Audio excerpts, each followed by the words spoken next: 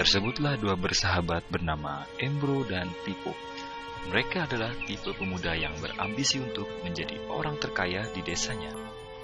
Mereka kerap membicarakan impian dan ambisi mereka itu akan kekayaan, kehidupan, dan gaya hidup yang ingin mereka miliki nantinya. Mereka tidak takut untuk bekerja keras. Hanya saja mereka masih belum mendapatkan kesempatan untuk dapat mewujudkan cita-cita mereka. Hingga suatu hari, kesempatan itu pun datang.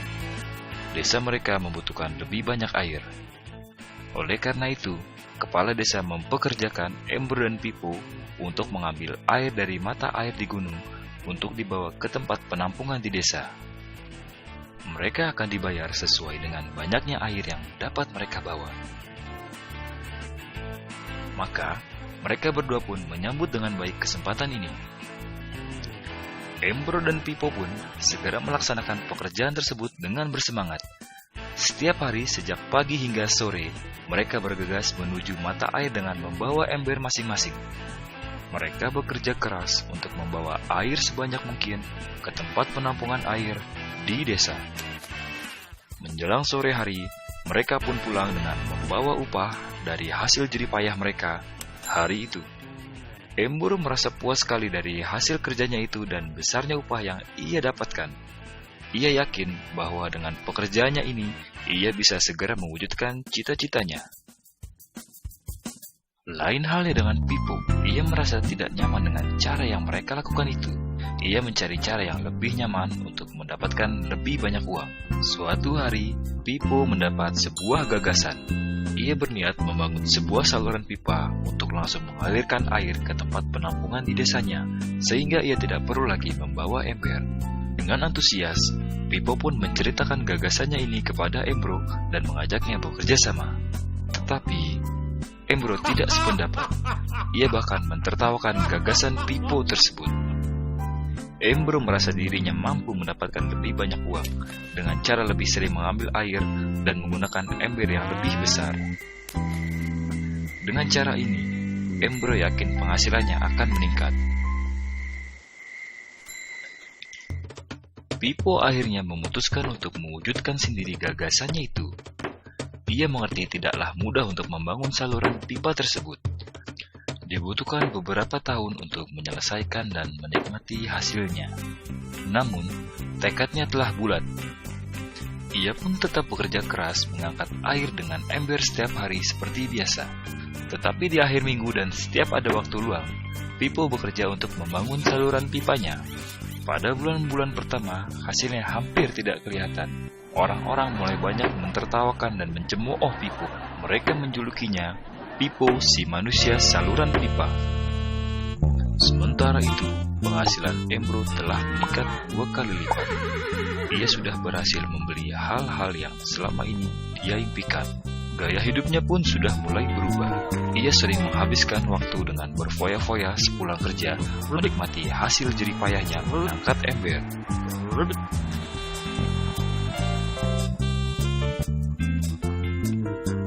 Seiring bertambahnya usia, kinerja Embro pun sudah semakin lamban karena beratnya ember besar yang ia bawa setiap hari.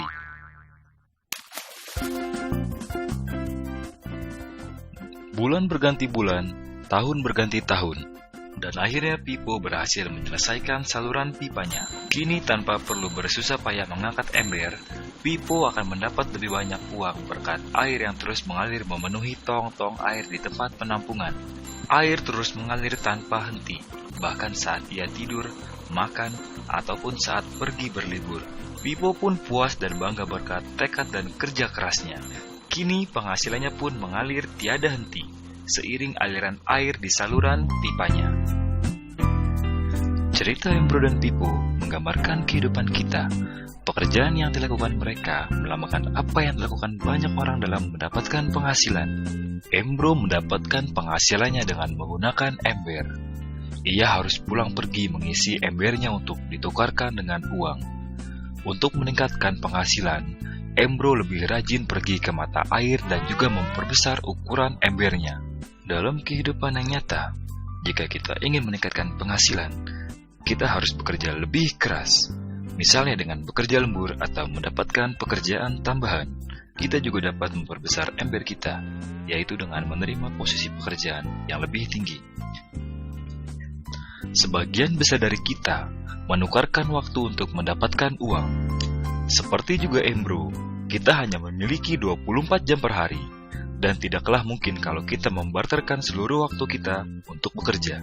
Ada saatnya ketika kita tidak mampu membarter lagi waktu kita karena alasan usia, penyakit, ataupun alasan lainnya, sehingga penghasilan kita terhenti sama sekali. Tetapi coba perhatikan apa yang dilakukan Pippo. Secara bijaksana, Pippo tidak membarterkan seluruh waktunya hanya untuk mendapatkan penghasilan yang terbatas. Dia menggunakan sebagian waktu yang dimilikinya untuk membangun saluran pipa karena dia tahu saluran pipa ini akan mendatangkan penghasilan yang berkesinambungan tanpa ia harus membarterkan seluruh waktunya.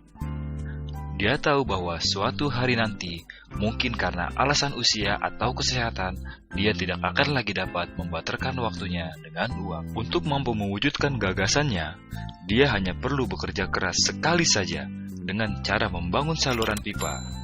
Setelah itu, maka penghasilan akan mengalir bagi Pippo. Pippo telah menunjukkan kepada kita bahwa untuk mendapatkan penghasilan, kita tidak harus selalu membarter waktu kita dengan uang. Ada cara lain yang lebih baik. Bagaimana dengan Anda? Apakah Anda masih seperti Embro yang membarterkan waktu Anda untuk mendapatkan penghasilan? Atau Anda ingin mengikuti jejak Pippo dengan mulai membangun saluran pipa untuk mendapatkan penghasilan yang berkesinambungan? Jika Anda tertarik dengan gagasan saluran pipa, hubungi orang yang meminjamkan Anda DVD ini, agar Anda bisa memulai membangun saluran pipa penghasilan Anda saat ini juga.